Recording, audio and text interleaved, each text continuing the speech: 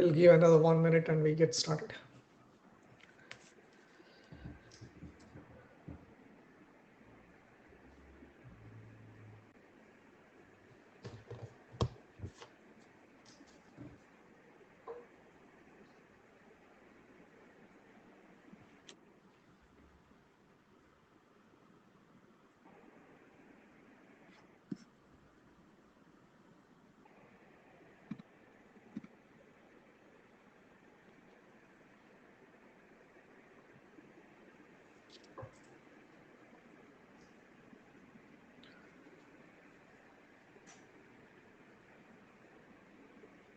So, Tarisan, should we get started? I think so. All right. Okay, welcome everyone. You're in the IETF112-DMM working group session. Myself, Srvcmup, and my co-chair, Satoru, is here. Okay, a few things before we get started. So, if you, by attending this meeting, you're generally agreeing to follow the IETF rules and other considerations. So, this slide is about the IPR considerations. And note well, again, as I said, by attending this meeting, you're confirming that you'll follow the IETF rules and regulations. These are listed in this guides. A few things for note taker. Pablo has agreed to be the note taker. Pablo, thank you so much. And a quick update on the working group documents. We have currently three documents that are on the working group, which were adopted as working group documents. One is the user plane protocol and architecture analysis, and the segment routing IPv6 for mobile user plane, and mobility aware transport network slicing for 5G. So, quick update. We have not seen much progress on the first one between the last meeting and this meeting. So I think we need a new revision to see where we are, right? But right now, at this point, not much progress on this document. On segment routing for IPv6, we issued a last call, but there have been few concerns. There have been active discussions. There are a number of comments, like, I think a few things. After the working group call closed, we did not, send any text, any email on the outcome of that call. We thought, because there were a few comments, we thought we'll let the authors and those reviewers settle those, discuss offline and converge on what the changes should be. So as we speak, the authors, Satoru-san and others, are actively in touch with the reviewers. Joel, is one of the reviewer who gave some specific comments. Right.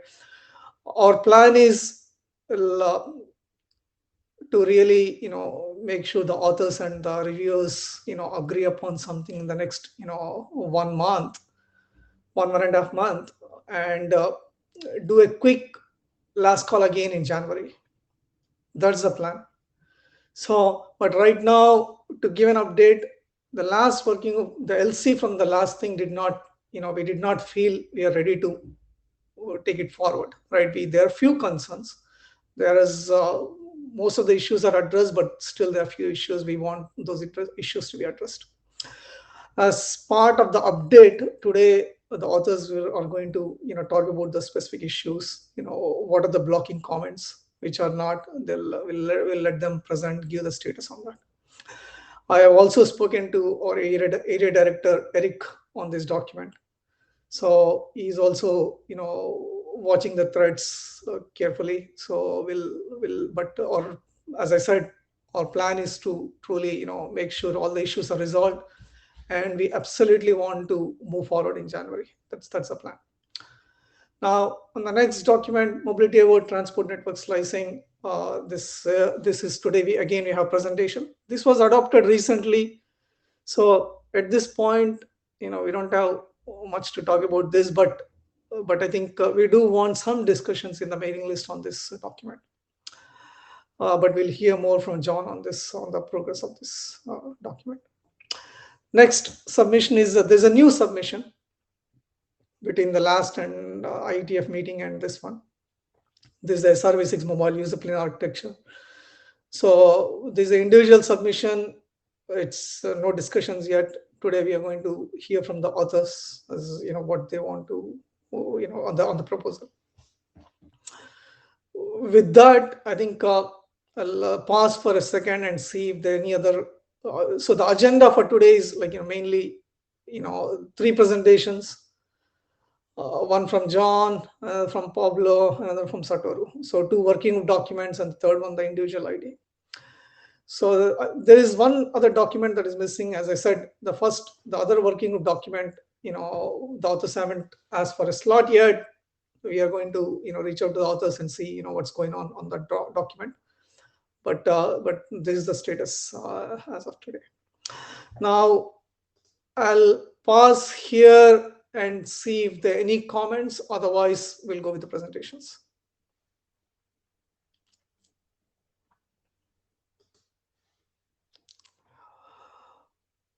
All right. I believe there is nobody in the queue. I'll let our first presenter, John, will you be able to present your slides using your slide deck? Okay, let me, okay. Thanks, Sri. I've asked for permission to. Hello.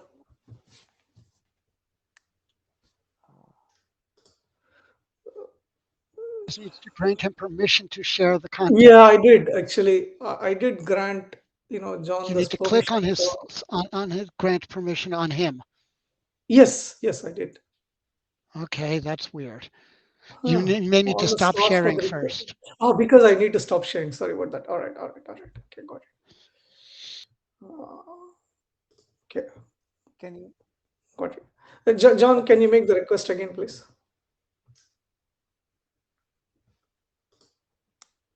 Okay, you should have it now. Sorry.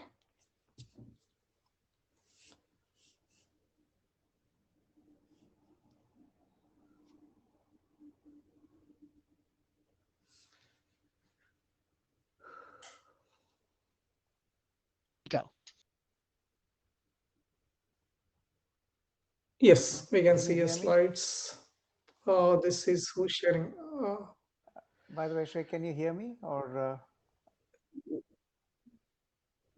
John, are you sharing the right slides?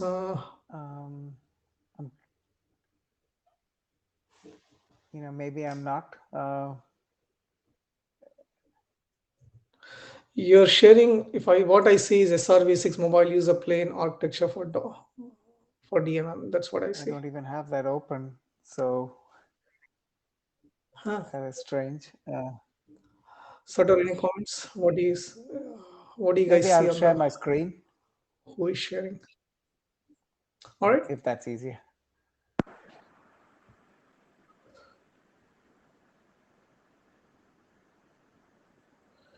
Is that better? Yeah.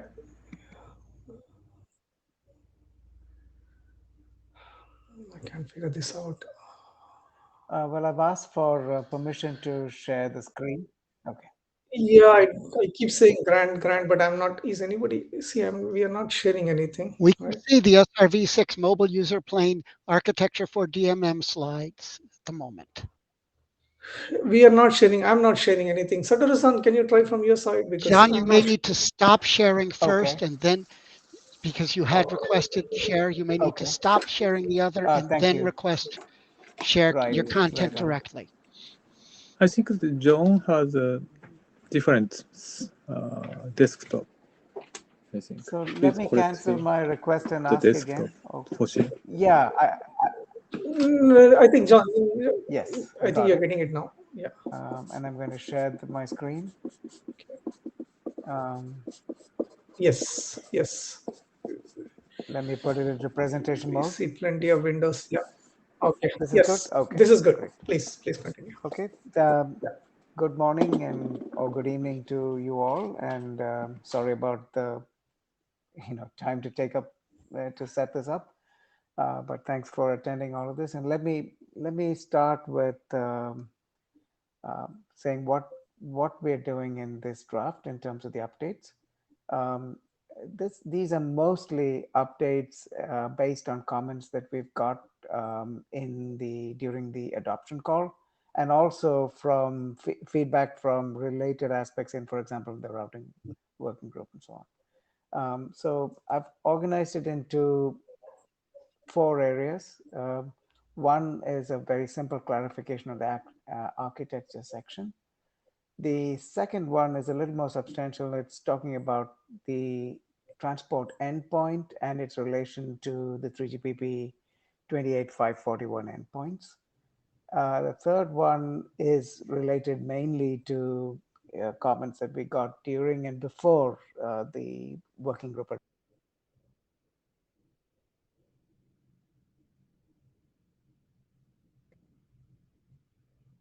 So on. So that's the third one. And then we have a few miscellaneous changes that's to make sure that we are aligning with the T's working group draft.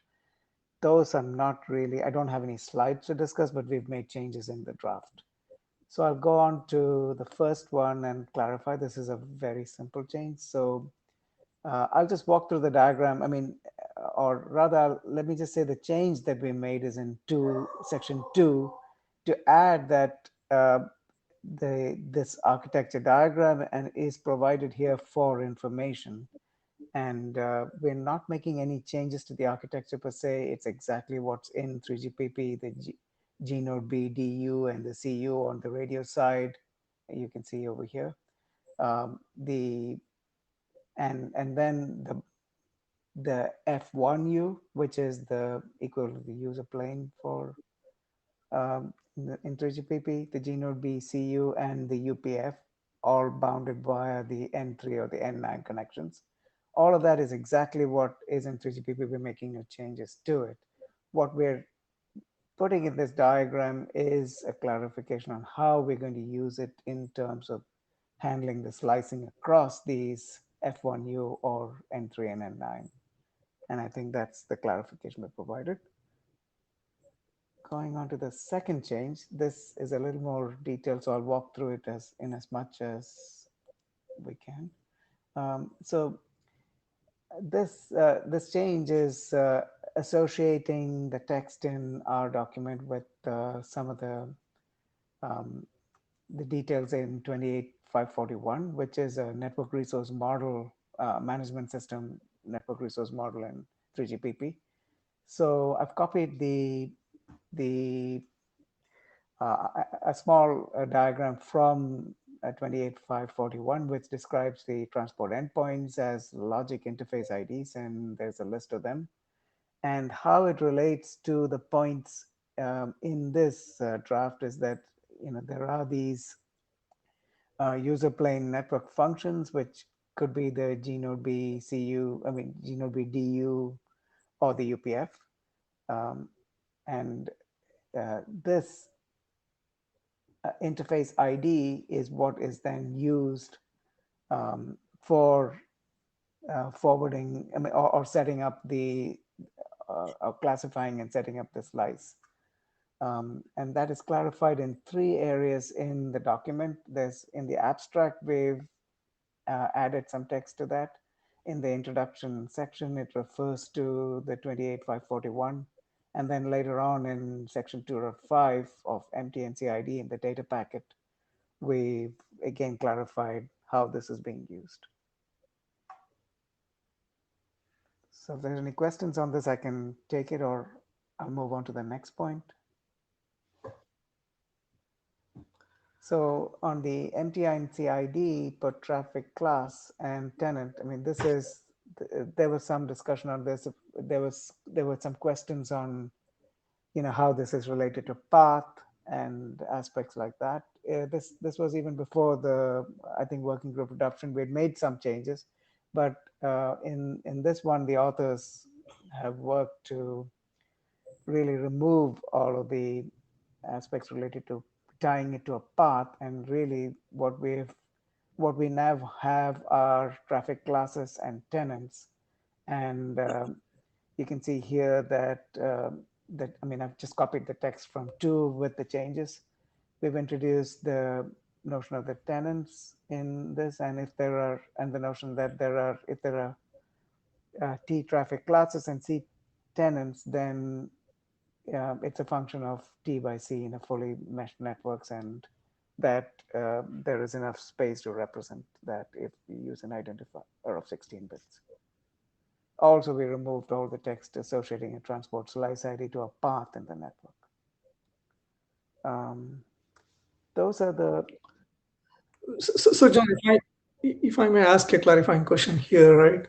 So the slice now, it's no longer about 2 endpoints, a logical path between 2 endpoints, but you're saying it's a set of nodes on the transport path. Is that the change? Yeah, sure. Can you the clarify? Mapping of the slice is between the 2 endpoints, as we clarify here. The point is that the identity, associating that identity is with respect to a tenant that's using it. So I think this aligns more with what's been happening in the IETF. And does that answer your question, or? What I mean is that, okay, let me... So the tenant in this context is what? In the IETF context, is the entity that's controlling the transport path, or is it? Can you clarify on that? Sorry, I somehow missed the first part. What is the entity that? The tenant in this context, yes, okay. right? Where do you define that? Maybe I'll use just one of these. Yeah. The tenant in this case is the one that is requesting these services. So if you have multiple tenants, then they would have different slice identifiers. Okay. Right. And so, in other words, if it is to put the other part, that was more tricky and that was there before, and was tying it to a path. So if it's the same tenant across different paths, it may still use the same identifier, and it can be resolved by using the combination of an identifier and where this is originating or destined for. I hope that clarifies it. Yeah. Okay, thank you. So thanks, Sri. I think these two are perhaps the more substantial changes in the text, and the others are relatively minor. So that's actually all that we have for this draft. Yeah, I think that's all. Any comments or suggestions to update? We'd be happy to take them now or on the mailing list. Yeah, thank you, John. Any questions, comments? There is nobody in the queue. So John, are we requiring any changes on the N4 interface for this? Or yeah. Can you? Right.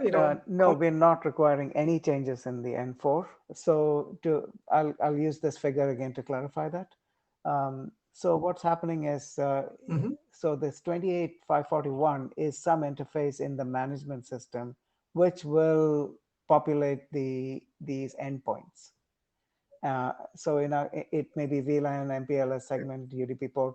So they're all identified in this draft, and that will be associated in this endpoint.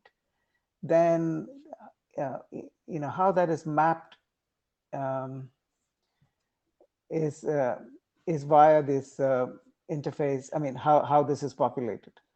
So based on where this is destined or originating from, and the other classification, it will use this mapping that is in here, this endpoint transport mapping, and that will be used to classify the slice and other information in this transport network. So the short answer to your question is there is no change to the SMF or the interface between the SMF and the UPF at all. Yeah. Good to hear that, John. So I think just to clarify on the overall scope, we are not truly defining on the transport side, we are not introducing the concept of a slice, right? But it's just more of a mapping. We are giving an identifier to a particular transport slice. We assume that transport other working groups would create that. Only what we are doing is we are associating that slice to a session in the mobility context. Absolutely. Is that yes, Sri, thank you. That's a very right? good abstraction. Yeah, because one of the concerns at the time of adoption, we did say that is like, we don't want to step on other working groups. There is a gap here because transport area is already working on a bunch of stuff. In the mobility area, we are doing bunch of things in the session area, in the session management. It's just a mapping of the two. As long as the scope is within, stays within that, we are perfectly fine. And thank you, John. Eric was on, I believe he was trying to say something. Eric Klein. I think you actually asked my question. It was about whether or not there are any actual modifications required to the elements, to any element that was implementing N2 or N4. No changes to N2 or N4. The only changes we can see is that already in 28.541, these are the VLAN, MPLS, and segment information already there. I mean, we're talking about, as Sri mentioned, the association between the way we populate a slice in the transport network to that of the slice in the mobile network. So this is a mapping or an association between them. Mm-hmm. I'll leave it to the chairs. I assume you guys are following the other slice work, as you were saying, Sri, and other working groups. There's a fair amount of other slice things going on. And I know that there's a VTN ID draft in 6man about trying to have a network slice ID. So I don't know if speak up, I guess, is what I'm saying. If you think there ought to be some kind of a multi-working group session where we talk about slice things across all the groups that are relevant. I don't know if that's a good idea or not, but at some point we need to, make sure this aligns with the rest of the work that's happening in other groups. Eric, I think the key thing is currently this document, whatever this document is doing is like, it's something unique which others are not focusing here. It's mostly about how we manage how we create an association between a session and a transport slice. Yes. I think as long as we stay in that area, we are okay. And the slices can be of, other groups can, come out with different identifiers and all of that. We should be able to, we are not creating a new ID, but we are just using one of the ID that other group creates and we are binding it to a session. So if we stay in that, I think we are perfectly fine. But one thing, John, I think the draft need to be a little bit, as to, cover, reflect these points. Currently, it's all over the place, but if somebody reads it, they may be confused. They might be thinking you guys are defining a new slice and all of that.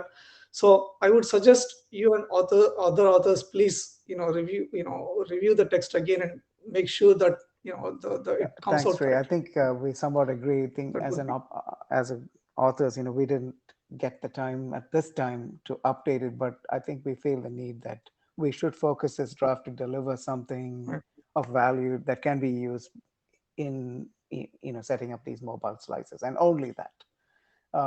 With respect to Eric's comments, I think not me, but the other authors or some of the other authors are looking at the T's work, and we have tried to align the text in here or even reference them. I'm not sure that any of us are tracking the 6man specifically for slices, but we'll take that as an action to look at. But as Sri mentioned, I think the focus here is obviously to do the mapping and to a mobile session that gets established and reestablished as a user moves, and so that's sort of more specific to the mobile environment, and we'll try to stick to only that. Okay. So on this, I think one final comment on this, John. I think if you can refer, make sure track all the other work that's happening, other groups, add some informative resources if it makes sense, references, right? And so that way we can make sure that the identifiers that you're referring to, or we are not ignoring any. We are rather, we are neutral to any of the types, right? I think that's Okay, the last comment. I think to Eric's last comment, at some point we may have to get this reviewed by other working groups as well, John. So I think we are not ready yet, but let's clean up, and at some point, as Eric is suggesting, we may have to do that. Sure, I've taken these notes, and yeah, I'll definitely work with the other authors to update this. Thank you. Okay. I see Uma. Uma, please. I see you in the queue. Had one comment to what Eric and you were saying, right? So we are following the TEAS working group, what they're trying to do. And as during the working group adoption, we made sure that we referred, and because there's a huge discussion across the IETF, like, centralized at TEAS for the terminology, because there's a lot of discussion before the WAFs and all that happened. So we wanted to align, we want to be the same page with the terminology at least, and also some of the things we mapped to the TEAS stuff. So we referred explicitly during the working group adoption based on the comments. So apart from that, as the part of the neutral, being neutral, yes, we are neutral. That's one of the reasons when in IETF 105, when Eric said that MTN CID, we don't want to put that into the data plane directly, right? So because we need to go touch L2, layer 2, IPv4, IPv6, and SRMPLS, everything. That's why we took the neutral approach. MTN CID, we encoded into the UDP ports. But people further, once that information is given to the IP networks, then further they can put encode VTN IDs, what Eric is mentioning in 6-man, or they can do all sorts of IDs in TEAS, whatever they're trying to do, they can do it. But for us, end to end, we are neutral. That's why we backtracked and we didn't put MTN CD all over the place in all data planes actually. So this is the IETF 105 discussion captures that. So we're pretty neutral in this here. Thanks. Okay. Yeah. Thank you. I'll just repeat my offer. If you think that there's if you're satisfied with the current cross working group awareness, then great. And if not, then let me know, and I can try to talk to other ADs, and we can figure out how to do some multi-working group kind of a session. Sure. And one more question, one more thing, Sri. I think this is one of the routing ADs pointed to me offline messages. It was not linked to the individual draft. I think there's some IPR concerns, so I just requested an administrative action from your side. Yeah. Okay.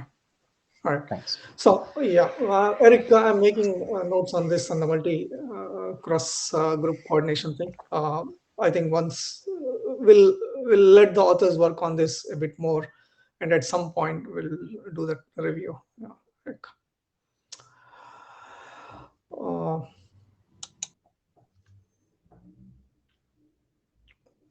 Okay. With that, thank you, John and others. And thanks, now Sri. I forgot to turn my video on, but it's nice to see you all, and I'll get back to you.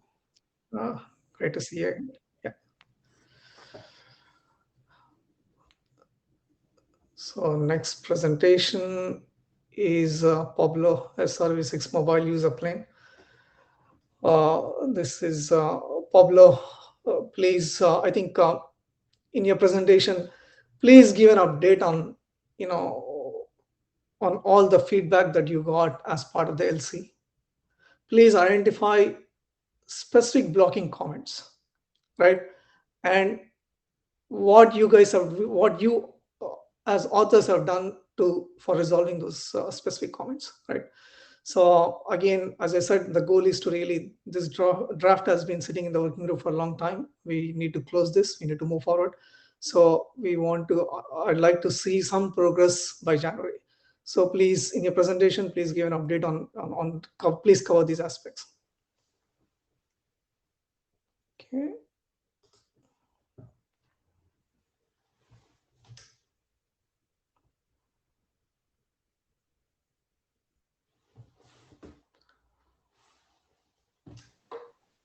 Can you see the slides, Sri? Yes, please. Pablo, it's yes, yeah. Okay, so many thanks. This is Pablo on behalf of the rest of the co-authors. Many thanks, Sri, for the introduction, and I'll try to cover the points that you have highlighted. Okay. So as a brief reminder, so this document went into working group last call on April this year on revision 11th. We had a good participation with many comments, so really thank you to everyone who has reviewed, and many thanks as well for Eric that that actually also posted the working group last call to Spring as well. And so during the working group last call, we have issued several updates. So actually we're on revision 17 with to address the comments from the reviewers. And there have been many editorial points as well as technical comments, which I think has been very positive. Okay. There are still, I believe, a couple of items that we should look at before we conclude the adoption. So there is one email thread that I will discuss later, and another point on the relationship of this work with other items. And so basically on the next slides, what I will do is I will try to highlight these points. Okay. So the first comment, and this is in chronological order. So the one of the first relevant comments that we got, it was actually from Joel Harper, and it was related to the relationship of this work with 3GPP. I've put in there the email link, the URL for the email from Joel. But if I'm not mistaken, I think that Joel's point is that he believes there is a conflict in between three sections of this draft with work that is being defined in 3GPP. The authors have quite a different point of view, because what we believe is that we are defining the tool or the data plane, and this data plane can be used by any other entity or SDO, such as, for example, the 3GPP. So basically, we are not trying to deprecate GDPU, which is owned by 3GPP. But Joel still feels that there is a conflict, and this is one of the outstanding items that we should discuss and that we should resolve. There have been a few more comments, so we got quite a bunch of editorial changes from Dirk, and actually it was very nice that they gave us the diff, so we actually applied it. We also had discussion with John on terminology, particularly on the L2 adjacency, which we also resolved. Sridhar also actually asked us whether this draft should also cover the X2 and the F1U interface considerations. Okay. So basically, the way that we resolve that is not covered in this draft. We believe it is out of the scope of this draft, but it is covered in the draft Murakami DMM user play message encoding. So we added a reference to that draft. And then there have been quite an extensive email exchange with Jeff, which has been really good. And this has been editorial points and clarifications throughout all of text and examples. Jeff's point, the technical points, he had a lot of comments on the relationship in between the traditional and the enhanced modes, and whether they could be merged or not. We also had a lot of clarifications on the scalability concerns, the scalability considerations that we have on the draft. Then there have been a lot of discussion on the addressing. And actually this is because in the examples that we use throughout the draft, we are using addressings like U1TID, which is not a correct IPv6 address, in my opinion. So we are trying to see how we tackle that. And maybe I think that the most straightforward option would be to just use the documentation IPv6 block. And then we have an ongoing email thread with Jeff that is evolving quite slowly on both of our sides. But it's progressing quite good. And I believe that Jeff just sent his last email 1 hour before this meeting. So I don't know what was the content of Jeff's email, but we are making quite a good progress with Jeff. So all in all, I think that so basically, I think that we will be in pretty good shape for all of the comments. I think the major point that will be outstanding, it will be the comment from Joel and the relationship that this work has with 3GPP. The points from Jeff still need to be finalized. We have not closed all of them. And once we have closed this, then hopefully we can move forward with this draft. So that's all. Many thanks to everyone who has contributed. And I see Jeff on the queue. Yeah. So Pablo, I think if you go back to the previous 2 slides, one of the slides here. Which one? So yeah, let's start here. Let's stay here. So out of these four, comments, like, reviewer comments, which are blocking comments versus which are like more editorial in nature? So I think the Dirk, John, and Sridhar, they have been already closed. I think Joel comment is blocking, well, in the sense that it needs to, we need to have discussion, perhaps, I don't know if it's at working group level or whether it should happen at a higher level, to see what is the relationship of this work with 3GPP. So I believe that from this slide, only Joel's point is the one that needs special attention. Okay, but so, how do you, what are the next steps? Like, we want to, see some convergence on this, right? So, did you guys give up on this, or are you guys still talking? I think we need to have a further discussion. I think it would be interesting to get the point of view of more working group participants, or if not, at least the point of view of the ADs. Okay. I think there are several options to resolve this, but still, I think we need to hear a bit more voices. So, well, I believe Joel is on the call meeting. Joel is in the meeting. Joel, from your point of view, will you be able to summarize your key blocking comments and post it to the working group? That way, because if you guys are not able to resolve it, we'd like to get, more broader feedback and find some consensus there. So would you be able to, yeah, please speak up. I sent them to the list. I'll assume that the archive pointer is the right one, but I'll restate them. I mean, Satoru asked to talk to me as an author. I did so. I restated them there. This document has 4 alternatives it spells out. 3 of them change the behavior of the Gnode B and/or the UPF. That's the domain of 3GPP. One of them says use SRv6 as tunnels to connect the Gnode B and UPF, carrying the GTP, etc., and so forth, as we do with tunnels. Hey, tunnels I got no problem with. That's absolutely valid. You want to describe that, go ahead. But the other 3 cases are changing interfaces that are standardized by 3GPP. And that is not the IETF's business. We expect folks to respect the IP standardization we do, not to change IPv6, not to change MPLS. We had a major fight with ITUT to keep them from changing the way MPLS worked. So if we expect other people to respect our work, we owe it to them to respect their work. And my understanding of our processes are we don't go redefining other people's architectures. DMM can define alternative architectures completely, not saying it's redefining 3GPP, different topic. If you want to define a whole mobility architecture using mobile IP, we did that. There's probably room to refine it. That's our business. But we can't go redefining 3GPP. I've been very clear on that with the ADs, with the authors, with the working group. I don't know what to say beyond that. Joel, just one comment, if I may. I understand your point. However, I believe at the beginning of this document, we have particularly written in the draft, and I quote, the user plane describing this document does not depend on any specific architecture. And so basically what we are meaning with this text is that we are not redefining what 3GPP is doing. We are not redefining 3GPP interfaces. You say that, but it isn't. But then the document does redefine it. Saying it doesn't make it true.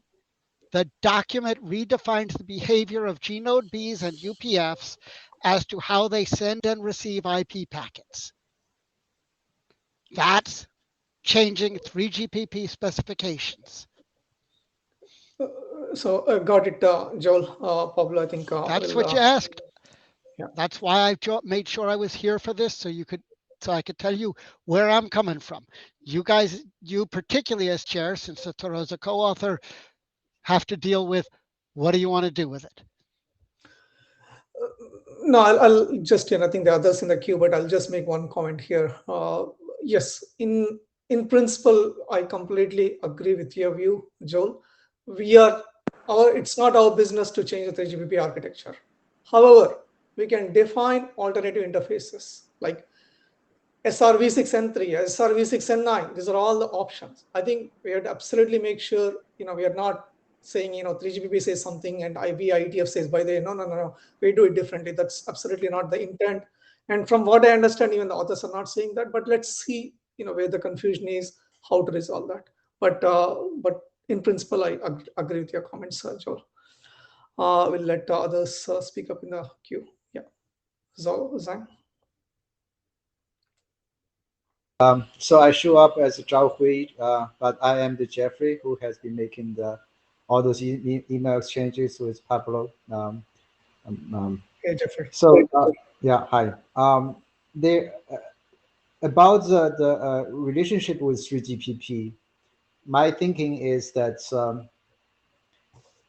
if we are not changing the N2, N4 signaling, and as long as from the rest of the 3GPP, the mobile system point of view, that the GNode B and UPF, they are taking the N2, N4 signaling and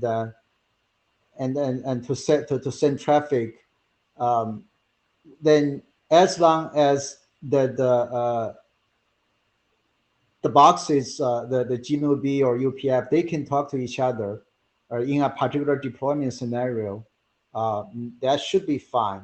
That's why while I share the concern with the competition with while stepping onto 3GPP's toes, that's why I have even though I have that concern, I still have been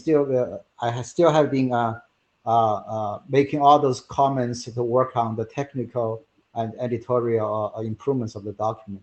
So I think the important thing here is that we do not change 3GPP architecture. We do not change 3GPP signaling.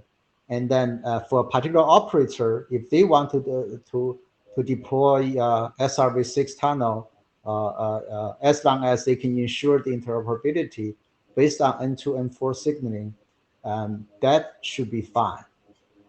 Now, going back to the technical and editorial comments, there were 2 email threads outstanding earlier. I sent a response on one of the threads before the meeting. There is another one I haven't replied yet. I think we have resolved pretty much the major technical issues. There is one issue remaining that I think is good to point out the option of doing the drop-in mode without using the special drop-in end behavior. I think we can still continue that discussion. And then another major editorial point is that I still think it's good and it's better to use U1 : TEID instead of using the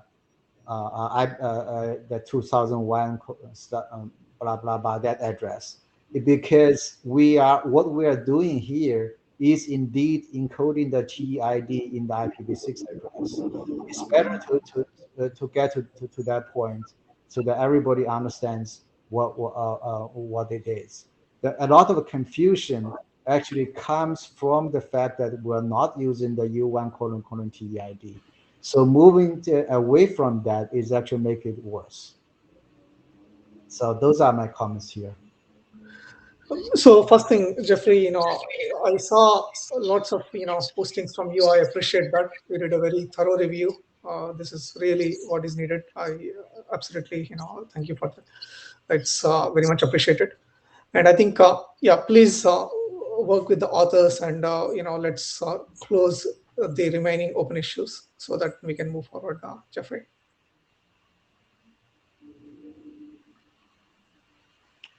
All right. Eric.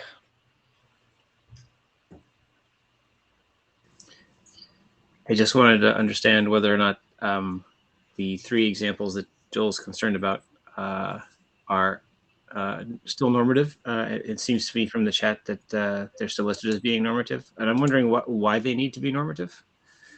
Can they be an example of what somebody who wanted to do something different in an appendix? Would that be satisfactory? I mean, people who are going to do it are going to do it anyway. Does it need to be a normative part of an IETF document? I don't know if that ameliorates the situation.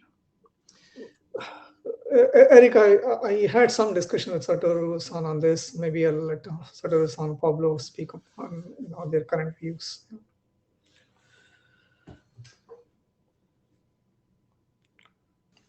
So, Eric, I think the core of this document, or really what should be standardized, is section 6, if I'm not mistaken. That is where we are actually defining the SRv6 segment endpoint behaviors that we Correct. need for mobility. The section 5, which it is explaining the deployment scenarios, to me, honestly, it is not normative, I would say. I mean, to me, the normative piece is the behaviors. That is what we need to standardize. How an operator is going to deploy this, we are proposing 3 behaviors, well, 3 modes, well, 4 modes in the draft, but actually an operator might decide to do even something different from this. So to me, as long as we standardize the behaviors, we are good. Section number 5 does not need to be normative, in my view. So would it, I don't know if Joe's still in this session or if he's moved on to other sessions, but Still there. would it suffice to state clearly that the examples given are non-normative and they are explicitly for folks who want to deviate from the 3GPP architecture in this way? I agree that section 6 is what you want to publish, but if we can't find a way to get around some of the issues in section 5, then the whole of the document is held up, right? So maybe I'd have Joel to has see any- text to know. There might Sure. be a path down there. It doesn't seem likely, but more unlikely things have come to pass. So there may be a path like that. All right. Well, maybe I'll take a stab at sending some text then, I guess. How about that? Okay. Put my text where my mouth is. Sure, Eric. Thanks. That would work. Yeah. Any other comments? I think, yeah, just moving on. I think, Pablo, if you can give another few more minutes on the other comments, just please go back to the other slide, please. So, okay, we talked about Joel's comments. We talked about Jeffrey's comments. The others, Sridhar's, I think X2 and F1U, that's not in scope. I agree with you. Right. What else is remaining, Pablo? So from this slide, nothing else. Then the rest of the comments are the ones from Jeff, and I think Jeff summarized quite well the outstanding points. Very good. So let's please work offline with all of these reviewers, and please try to, like I said, we'd like to see, we want to issue again a short LC again in January. So please help us make that happen. Yeah. Okay, All right. thank you very much. Thank you, Pablo, and all the others. Appreciate it. And one other final presentation, last presentation. This is a new document that Satoru has published. Satoru-san, please you introduce the topic. Let me share my You're on screen. mute. Oh yeah, I can hear you now.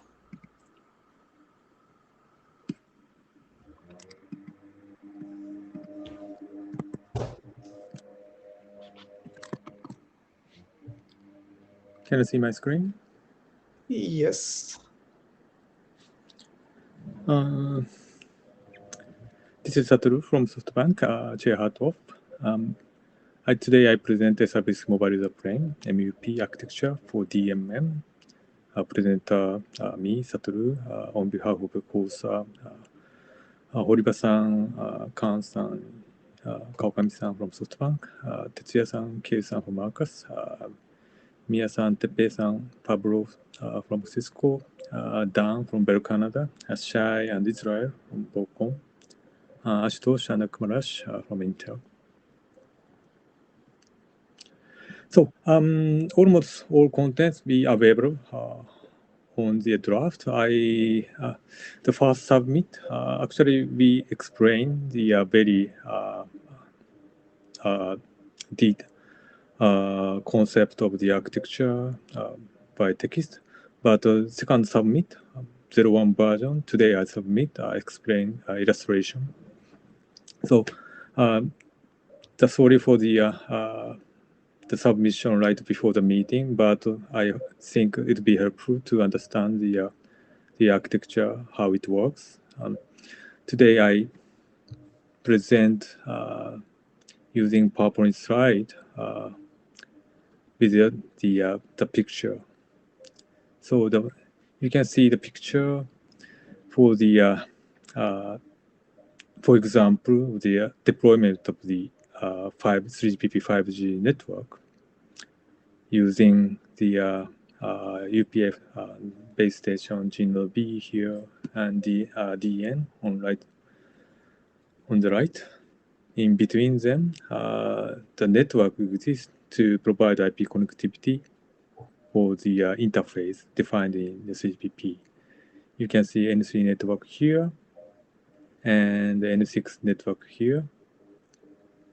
That's a typical picture to show the 3GPP 5G user plane architecture. Okay. Now, this is an example of how implementation for 5G user plane on SR underlay. Many people talk about the SR segment routing is an underlay for the 3GPP mobile user plane. So this is one example. One operator can deploy a 3GPP network to provide IP connectivity. Do this. So one of the SR network consists of the many of the SR-based node, accommodate the above, for example, for N3 LAN and to connect access point, G node B, and N3 UPF both to communicate with the base station. And on the other side, N6 UPF both connected to the UPF N6 interface, then provide connectivity to DN through the N6 DN both. That's one of the example how to deploy 5G network on top of the SR network. Okay. So when we see this picture, we can imagine how the packet goes through. So this way, the packet goes through the base station access network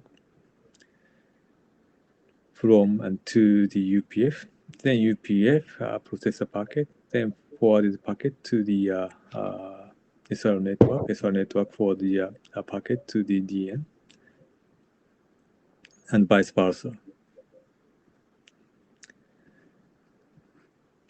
So even the 3GPP network deploy one single SR network, the packet be terminated once or twice at the point of the anchor. That's one of the examples of the deployment for 5G network on top of the SR network. Okay. So now, here we are proposing Srvcmup architecture. In that architecture, we can see the data path for 5G user plane. Nothing changed on the 3GPP architecture, but the SR network can forward the packet, go through the N3 and N6 directly. This is the one of the solution to provide optimized way or to optimize the path for the user plane to guarantee the minimum latency and as a future of the segment routing for traffic engineering and slicing be available for the user plane path.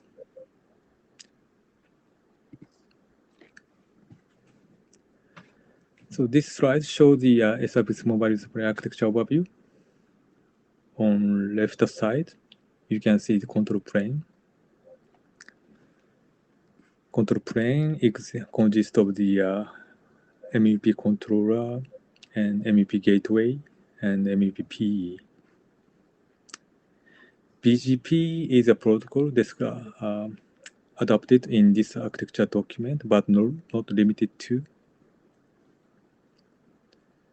In the control plane side, so discovery route exchange between the gateway and the PE for the MEP segment.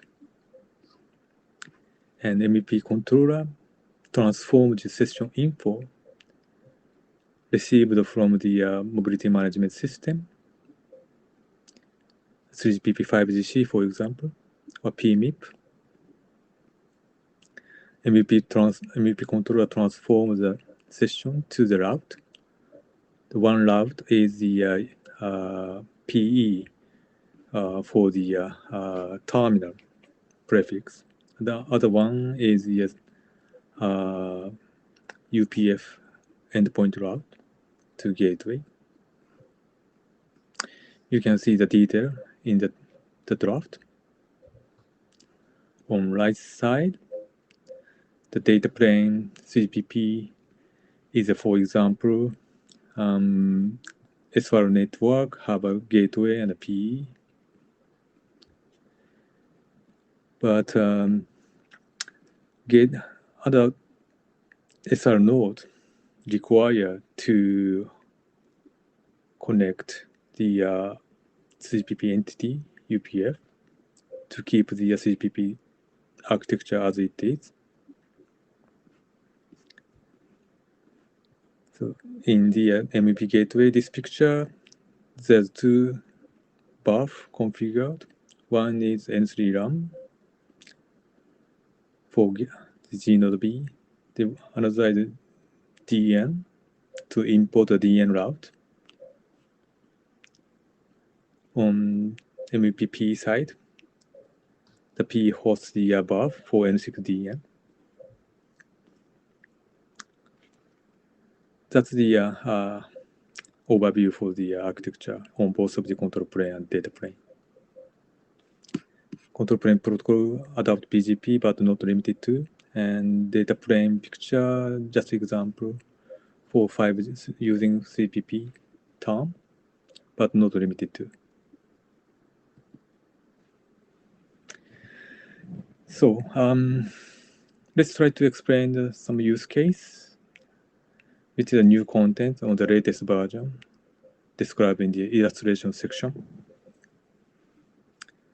Please find the detail in that the text in the draft. I will show the picture to explain the illustration using this slide. So how the Srvcmup provides optimized paths for each of the distributed cloud and MEC side. That's the assumption for this use case. So on the left side, you can see the green MEP gateway and PE. This SR node hosts the both functionality of the MEP. The N3 RAM buff accommodates the G node B with the B/B prefix, and other buff for N6DN to accommodate the DN site, which have the E/E prefix. The G node B provides the connectivity to UE for prefix U/U. That's the condition on the access side for the MVP gateway and PE. On the left side, MEPP accommodate N6DN buff for DN1 -W for the W/W prefix. On the bottom side, the UPF connected to SR node S2 with the two buff. One is N3 UPF, another is N6 buff, to provide connectivity to the both N3 and N6. Nothing changed from the previous slide on this part. Here, on top of the SR network, MEP controller exists. The MEP controller transforms the session information to the route.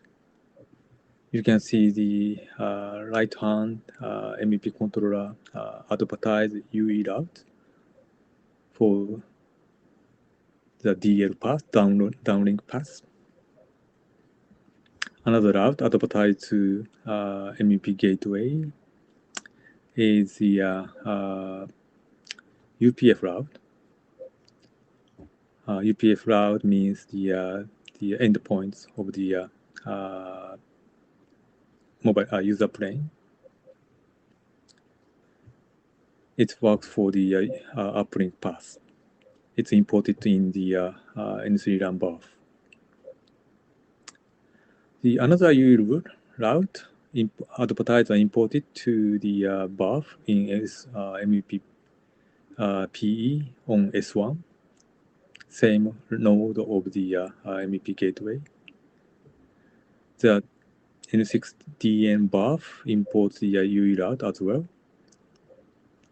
So the connectivity between the UE and DN side E/E be provided. And also the connectivity between the UE and DN sites W/W also be provided. Not to mention DN site DN1-E and DN1-W can communicate to each other. It's not depends on the MEP architecture. It's just normal SR-based VPN future. Okay. Next slide. This picture shows the equivalent network model using the CPP network architecture model.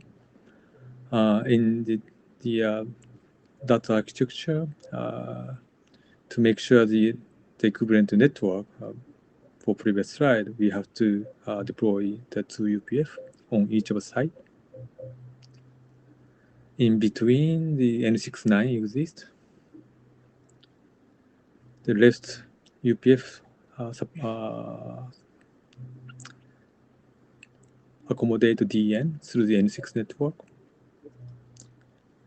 On the other UPF accommodate DN, another DN through another N6 DN. That's the equivalent network model to previous slide in CGPP model.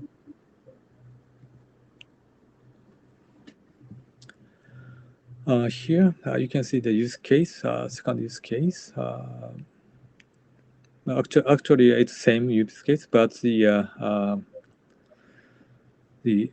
H site exists another PE. I mean, so multiple DN site supported by multiple SR node. In this case, MEP gateway doesn't need to import UE route in the N6DN buff because it just only provides the uplink path in the buff. Return path is the provided by Srvcmup user plane function. Not depends on the buff on N6DN. The configuration is almost same on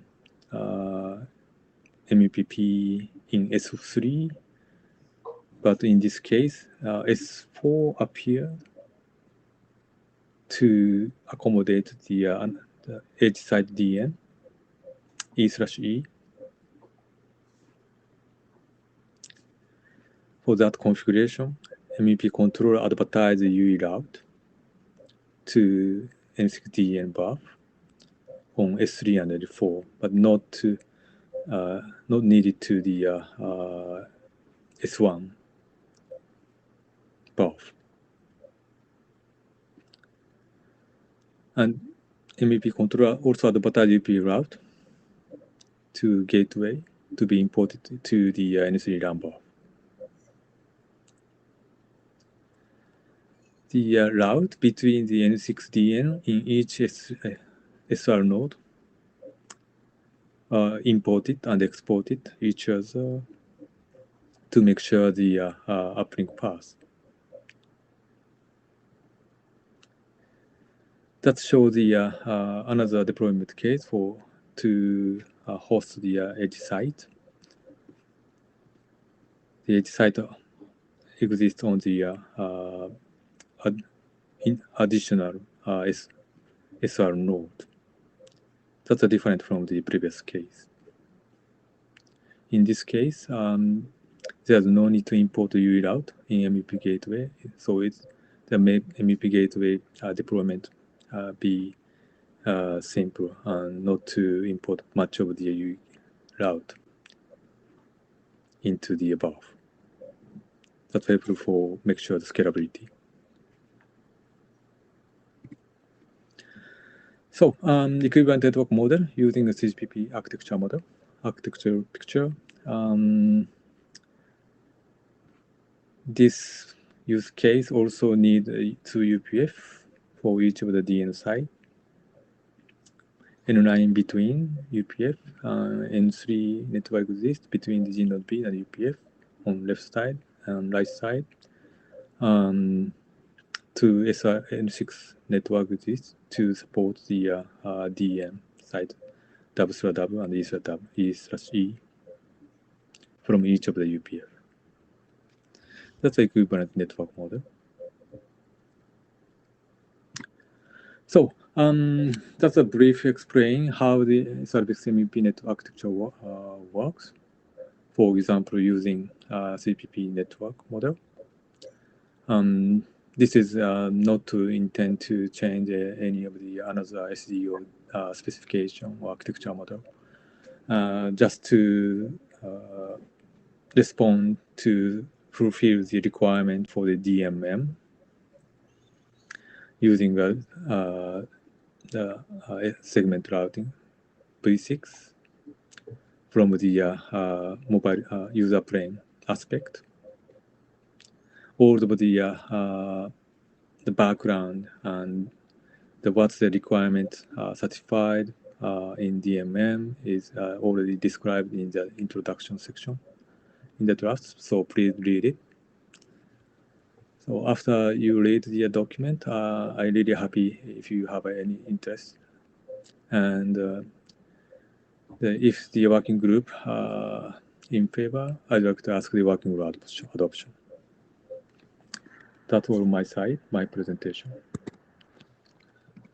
Thank you, Srvcmup. So, a couple of comments, I think, before I ask the working group. So, can we say that this scope is strictly on N6? The steering is more from the data network. Did I get that? Is my understanding correct? The steering is more on the N6 rather than on the core network interfaces, or N3 or N4. Would you agree with that? I don't think we have appropriate the term defined in CPP because it's not CPP architecture. This is the IETF architecture. One of the architecture we define for mobile user plane. Right. But yes, the GTP is assumed to terminate on the gateway. After that, the inner packet handled by SR network. Just to when the session information come from the mobility management system. It's totally depends on the how what's the operator, what's the other SEO architecture integrates this MEP architecture. The service MEP just provides the interface for the user plane packet, user plane traffic to be handled. Okay. So 3GPP does not recognize anything on the north of the UPF or on N6, right? They don't recognize any node, right? Yeah. That is nothing changed on 3GPP side. Yeah, that's good. That's good. That's Keep good. it as So it is. right. So there is the related two other documents. The MFA document that I worked on. For some reason, I did not follow up on that. Right. It's also about steering. Right. It's like anchorless mobility. How do you steer directly more on a edge router? Right. That's one draft. I think I'd like to ask the relation, like the level of overlap with that and this, and also Marco's other draft overall. We discussed on defining something on N6 steering. The idea of N6 steering, which 3GPP does not want to do. They're very clear. We will not recognize anything on the north of UPF. Right? It perfectly falls in our scope. But those two documents, the relation to this. Any comments on that, Satoru-san? Yeah, I really like MFA idea, and I really like the NSIC mobility idea from Marco. So but somehow those two drafts haven't been maintained. But while I work on the service mobile user plane, deployed a service network in my employer's network. That's the my latest proposal to provide optimized password to fulfill the DMM requirement. Okay. So I think the MFA supposed to use the FPC, but also the this architecture can adopt FPC as a northbound of the MUP controller, but not too limited to. Nowadays, we have a bunch of the candidates using the open source. Anything possible, gRPC based transaction.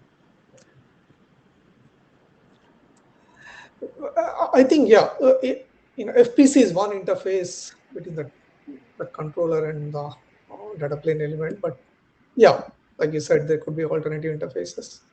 I think these work can be neutral to this.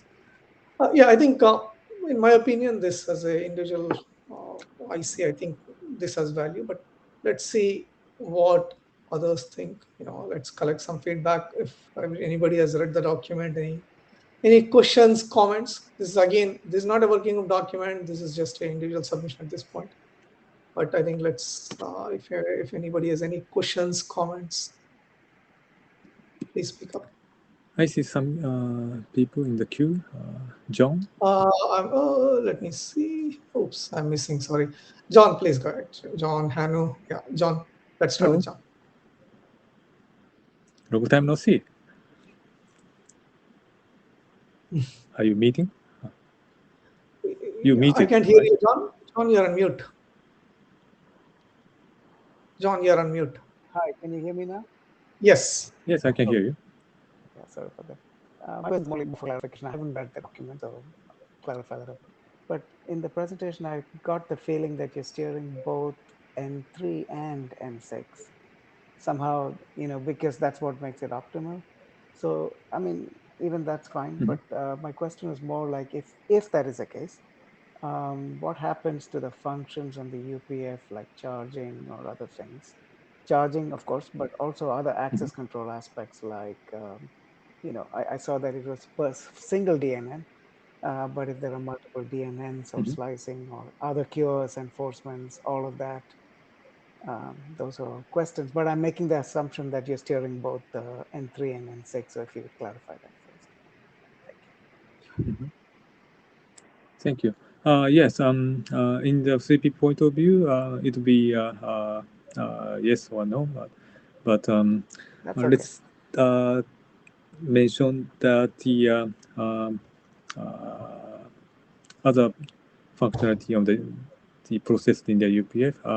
Currently, our architecture is just to fulfill the DMM requirement as a basement. Okay, so I'm really happy to work to support other functionality if any people interested I in. suppose this may have I'm its really happy uses. to work I with. was thinking more like, it may be a private network or something like that. So it's a single DNN, factory or whatever, something of that sort. But, and then the questions are about access control and other things like that. Is that going to be in some other? Access control should be control on the control plane on session management side. The MEP network just follow the decision, what the decision made in the mobility management system. Okay. MEP mobile user plane doesn't have any intent because just to provide the DMM requirement satisfied. Okay. I think I understand. And also this picture shows only one DNN, but multiple site. Right. You mean one single DNN, but multiple D9. Okay. Thank you. That's what I try to explain. Okay, thank you. Okay. Thank you, John. Hanu, long time. Hello, everybody. Yeah, I have read the document, not the latest, but the 0.0 version. I noticed that you have now provided the illustration. I have a question about this session information, what you are mentioning there on chapter 6, where you are carrying the session information from the control gateways, and in that interface, as I have understood, also from the response what you gave in the mailing list, that you are applying routing protocols. Irrespective which routing protocol it is, but particularly if you consider the example BGP protocol, I'm curious about would the routing protocol be sufficiently reactive to carrying session information, because that's changing. That's quite rapidly changing. It's not like a prefix. It's more of transaction type of information, as we have seen from many alternative mobility protocols.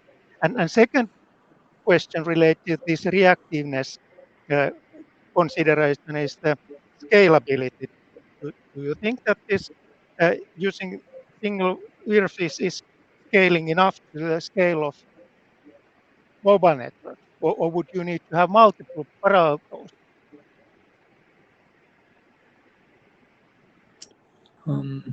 I couldn't catch what exactly Yeah. your question is. So Let me clarify. Question. Yeah. Okay. Let me clarify, if I may. Sorry. The point is, because you're adding individual routes, what Hanu is saying, will you be able to scale? Because when you do steering at a session level, you're almost like in one sense, it's like a host route, right? But this is steering, but I think Hanu's question is, will the system scale? Hanu, did I get that right? And then how fast you are reacting, propagating the routing table entry. Okay, thank you very much. I have the same question to the 5G interface SBI, because they adopt the REST and the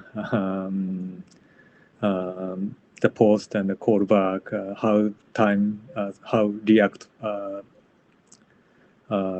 immediately. But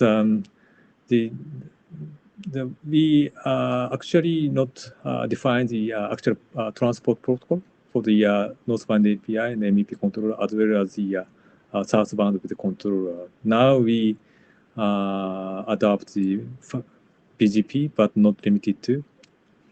But at least the BGP, I have to admit, the BGP running on the TCP. TCP has a head of line bottleneck, I have to admit, but the rest as well.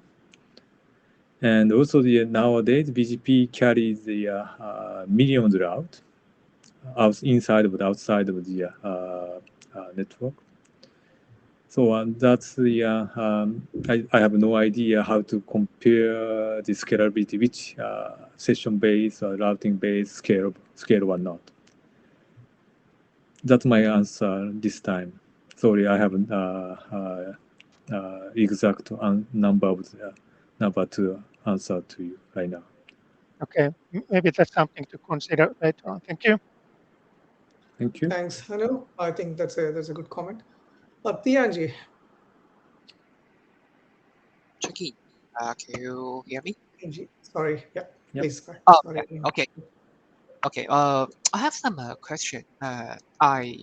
I didn't spend the whole time watching your video, but I went through your slide, and in a couple of them you mentioned about the N9 interfaces in N9 interface, but without specifying anything about like VRF or those type of things.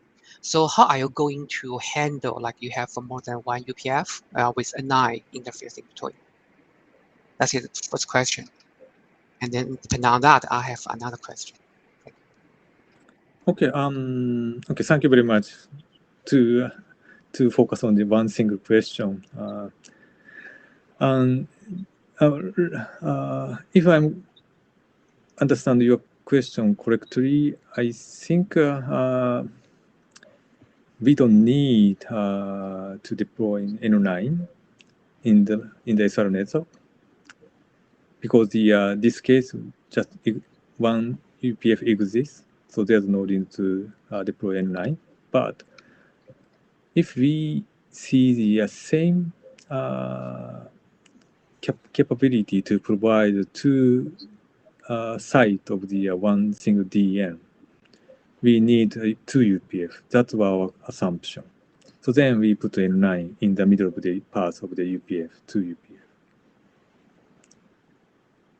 Okay. Did I answer correctly for your question? Yes. Also, in that case, are you going to configure the VIF on the N9 interface? Okay. This case is don't need to configure the N9, but if you follow this configuration, you may need to configure N9 buff. Okay. But that's not our architecture. Okay, sure, no problem. The things like the follow-on question is regarding something being discussed in Srvcmup SA2 about the multicast part. Probably you have heard there's like MBUPF that be introduced, and then on one side using N9 toward the UPF, at the other side N6 toward the EDD. And then because of some limitation or restriction on the G-Node side, and so there might be point-to-point or point-to-multi-point. So for the MBUPF, it's going to have N9 toward the UPF, and then it can provide another N3 directly toward the G-Node. So basically, from the MBUPF, you're going to have two passes. Yeah, I don't know how it's going to fit into this architecture.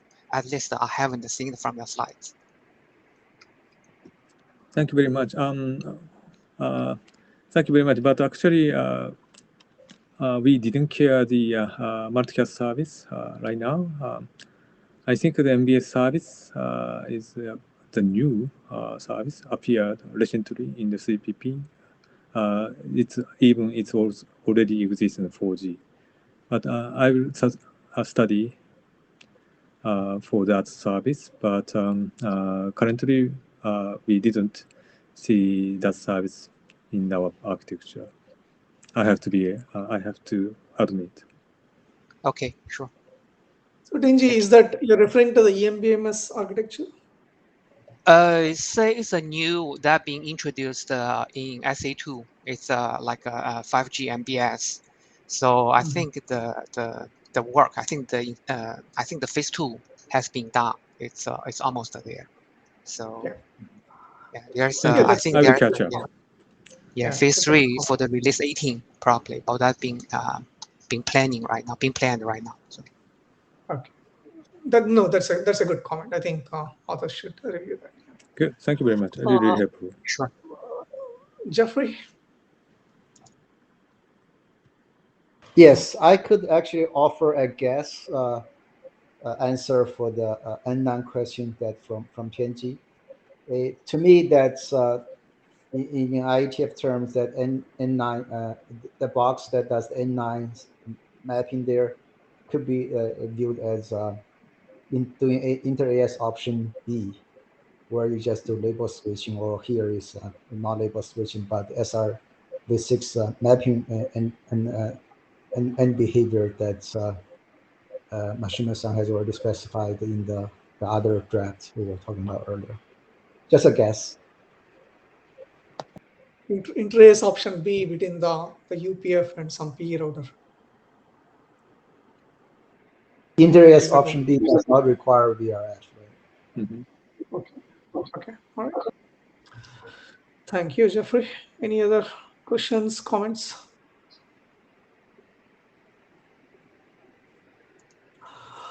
All right.